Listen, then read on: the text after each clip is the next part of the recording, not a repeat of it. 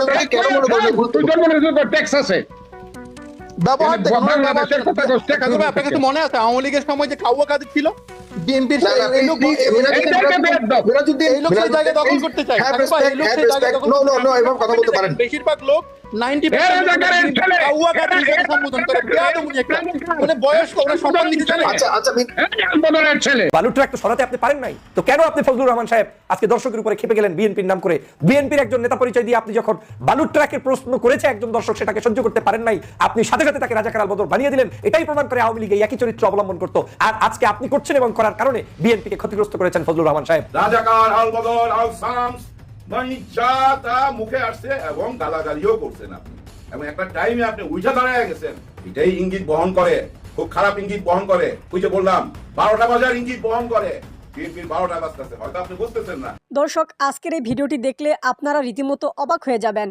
আপনারা জানেন ইতিমধ্যে আওয়ামী লীগ সরকারের পতন হয়েছে। এখন ক্ষমতায় আছেন অন্তর্বর্তী সরকার ডক্টর মোহাম্মদ ইউনূস। অন্তর্বর্তী সরকারের মাননীয় উপদেষ্টা ডক্টর মোহাম্মদ ইউনূস থাকাকালীন দেশে কি কি ঘটনা ঘটে যাচ্ছে তা আপনাদের প্রমাণ সহকারে দেখাবো। দর্শক, কথা আর বাড়াবো না, ভিডিওতে চলে যাব। তার আগে আপনাদের কাছে ছোট্ট একটি অনুরোধ, আপনি যদি আমাদের চ্যানেলে নতুন দর্শক হয়ে থাকেন তাহলে অবশ্যই চ্যানেলটি সাবস্ক্রাইব করে পাশে থাকা বেল আইকনটি বাজিয়ে দিতে ভুলবেন না। যারা অলরেডি আমার চ্যানেলটি সাবস্ক্রাইব করেছেন তাদেরকে জানাই অসংখ্য ধন্যবাদ। চলুন ভিডিওটি শুরু করা যাক। সরকারকে কেন মনে করেন গুরুত্বপূর্ণ? ট্যাক্স আছে ব্যবহার দেখেন, বাংলাদেশের কথা সাকিব ভাই, আপনার কাছে মনে আছে আওয়ামী লীগের সময় যে খাওয়া কাদের ছিল বিএনপির না, না, এই লোক মিরাজউদ্দিন, এই লোক সেই জায়গায় দখল করতে চায়। have সাকিব ভাই, এই লোক respect, সেই have জায়গায় respect. দখল No, করতে no, no, চায়। এভাবে কথা বলতে পারেন। বেশিরভাগ লোক 90% খাওয়া কাদের হিসেবে সম্বোধন করে। বেয়াদবি একটা। মানে বয়স্ক, ওরা সম্মান দিতে জানে। আচ্ছা আচ্ছা আন্দোলনের ছেলে দেখেন ওনার ব্যবহার দেখেন। সাগর ভাই, আপনার অনুষ্ঠানে আপনি এ ধরনের ব্যবহার অ্যালাউ করেন কিভাবে? সাগর ভাই, থ্যাংক ইউ আমাকে জয়েন করার জন্য। আমি নিয়মিত আপনার প্রোগ্রাম দেখি। তো আমি টেক্সাস থেকে বলছিলাম, ইউএস এর।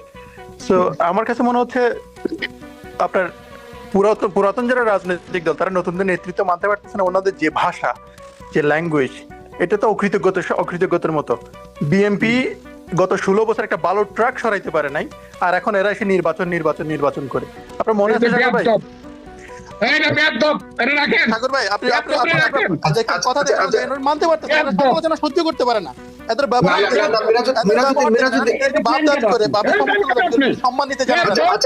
সাগর ভাই দেখেন, এদের ব্যবহার দেখেন। না, কিন্তু আপনি আচ্ছা জনাব মিরাজউদ্দিন, কিন্তু আপনি যেটা বলছেন, আপনারা কেন মনে করছেন যে নির্বাচনটা খুব মানে এমন একটা জিনিস যে নির্বাচন চাওয়া না? আমি জিজ্ঞাসা করি, নির্বাচনটাকে কেন মনে করেন গুরুত্বপূর্ণ? ট্যাক্স আছে ব্যবহার দেখেন, আপনার কাছে মনে আছে আওয়ামী লীগের সময় যে খাওয়া কাদের ছিল বিএনপির এই লোক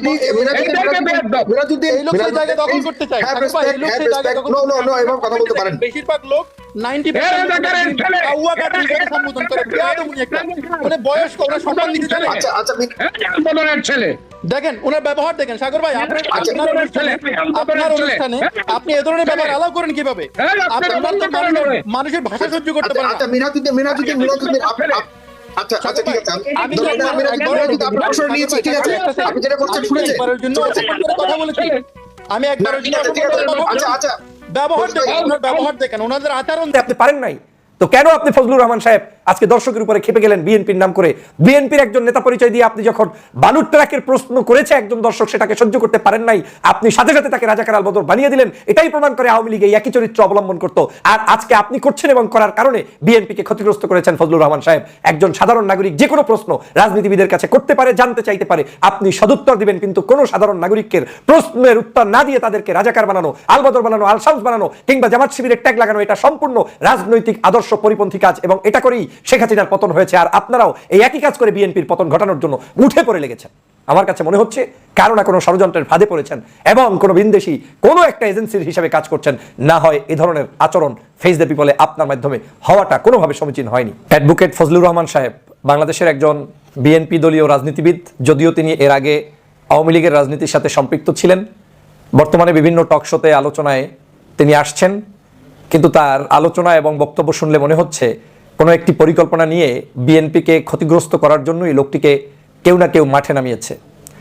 আমি সাধারণত ব্যক্তিগত কারো বিষয়ে কথা বলতে চাই না, কিন্তু আমি যখন দেখছি যে এত পরিমাণ বেড়ে গিয়েছে তার আলোচনা এবং তার কার্যক্রম, যে কার্যক্রমগুলো বাংলাদেশের মানুষের চিন্তা চেতনা, ধ্যান ধারণার সম্পূর্ণ বিরোধী হয়ে যাচ্ছে, তখন কিছু কথা না বললেই হচ্ছে না।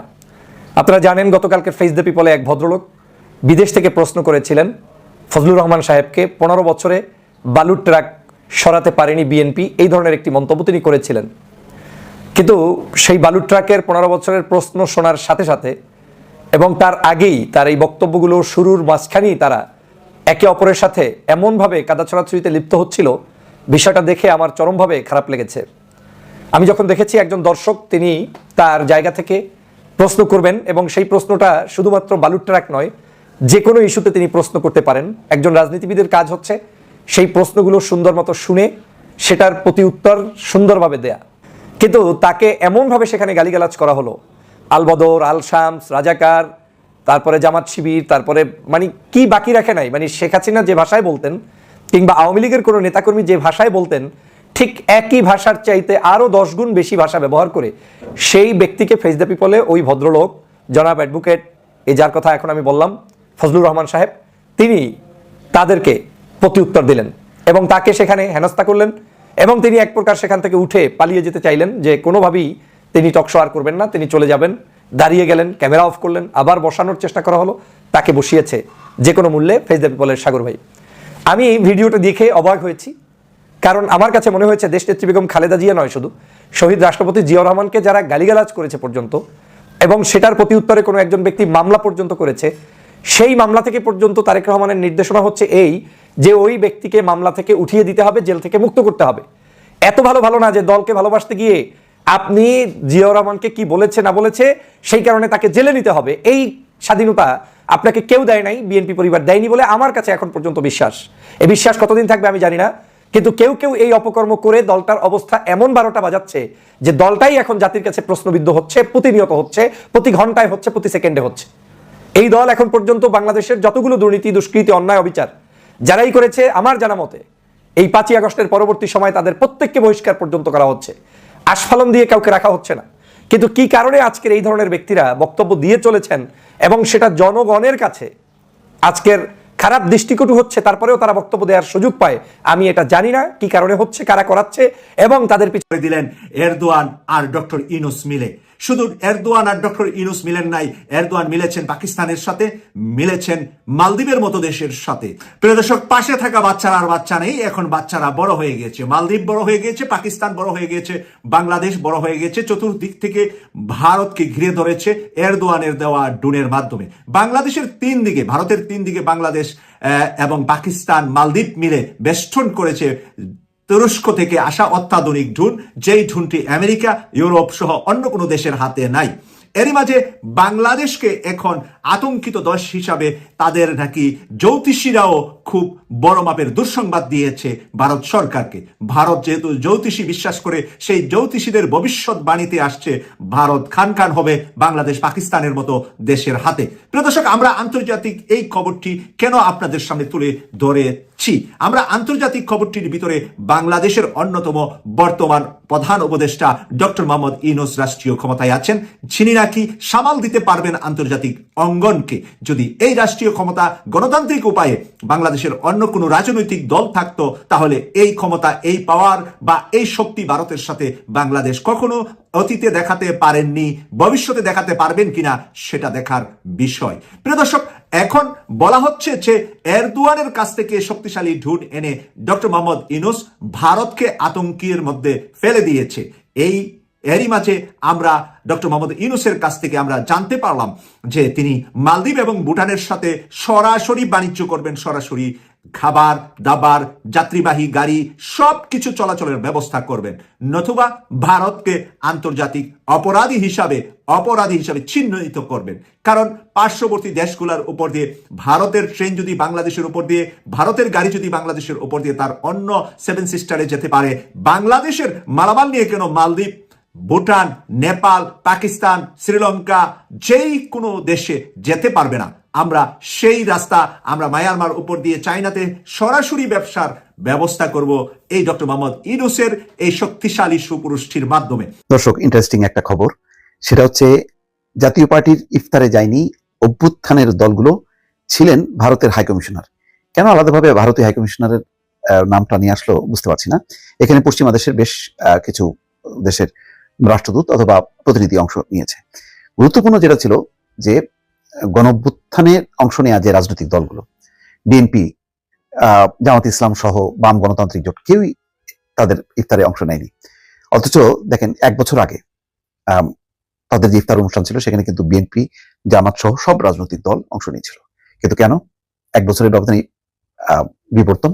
গত বছর যখন নাকি ইফতার ছিল তখন একটা শেখ হাসিনার বিরুদ্ধে একটা আন্দোলন ছিল যে কেউ নির্বাচনে যাবে না, শেখ হাসিনার এই নির্বাচনে এই পাতা ফাঁদে কেউ পা দেবে না।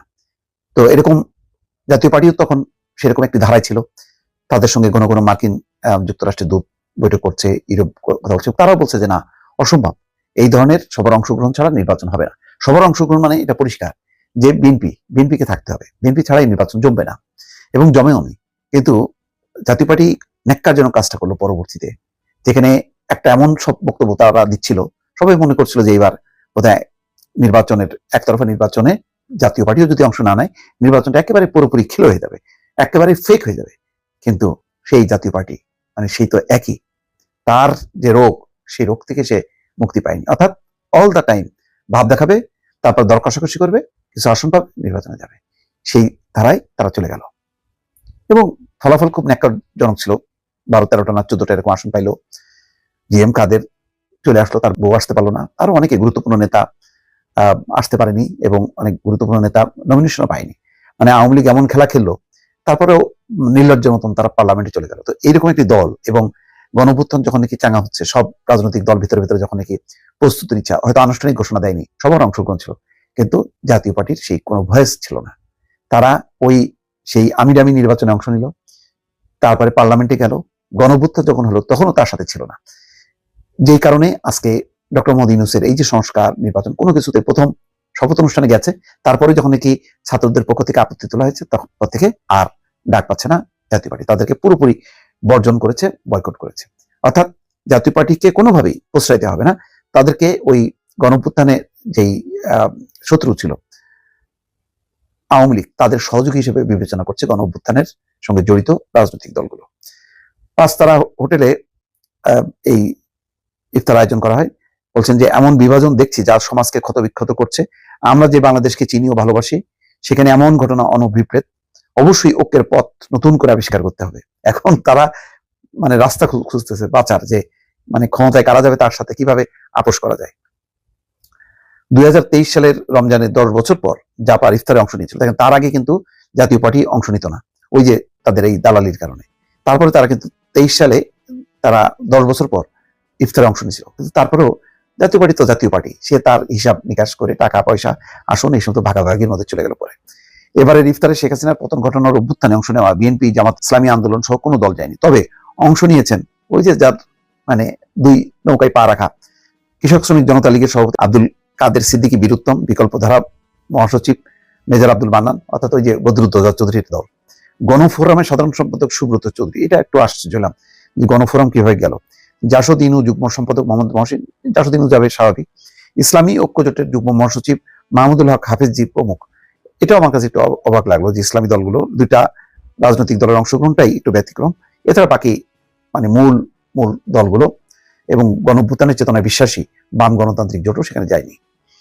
ব্রিটিশ হাইকমিশনার সারা কুক গেছেন, চীনা রাষ্ট্রদূত ইয়াও ওয়েন সহ নরওয়ে, রাশিয়া, নেপাল, যুক্তরাষ্ট্র, অস্ট্রেলিয়া, সুইডেন, জার্মানি, ইউরোপীয় union, Iran, Kosovo, Italy, Argentina, Vatican সিটির কূটনীতিকরা ইফতারে অংশ নেন। এটা একটা রীতি, কূটনীতিক রীতি। যেহেতু তারা অফিসিয়ালি ছিল লাস্ট সংসদের অফিসিয়াল একটা বিরোধী দল, সেই হিসেবে হয়তো তারা সেই সম্মানটা দেখিয়েছে। জাপান নেতাদের মধ্যে ছিল আনিসুল ইসলাম মাহমুদ, মহাসচিব Mujibul Haque Chunnu, co chairman ABM Ruhul Amin Howlader, presidium সদস্য মীর আব্দুস সবুর। অথচ দেখেন কাজী ফিরোজ রশিদের কোনো খবর নেই। আরো অনেক নেতা আছে যাদের কোনো অবস্থান। এখন জাতীয় পার্টির ভবিষ্যৎ মোট কথা অন্ধকারের মধ্যে, কি হবে কেউ বলতে পারে না। বাংলাদেশে একসময়ের অনেক আলোচিত সঙ্গীত শিল্পী এবং সংসদ সদস্য মমতাজ বেগম মারা গেছেন।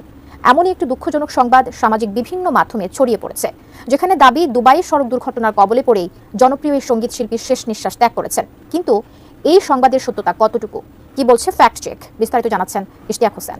আমি দেশ বিদেশে ঘুরে ঘুরে জয় বাংলার গান গাই, আমার নেত্রী শেখ হাসিনা তুলনা যার নাই। লোকগান গেয়ে দেশের মানুষের হৃদয়ে বিশেষ একটি স্থান তৈরি করেছিলেন জনপ্রিয় সঙ্গীত শিল্পী মমতাজ বেগম। নিজের দীর্ঘ ক্যারিয়ারে তিনি উপহার দিয়েছেন অসংখ্য গান, যা আজও বাংলাদেশের বিভিন্ন প্রান্তে বেশ জনপ্রিয়। দুঃখের দরদি আমার জনম দুঃখী মা।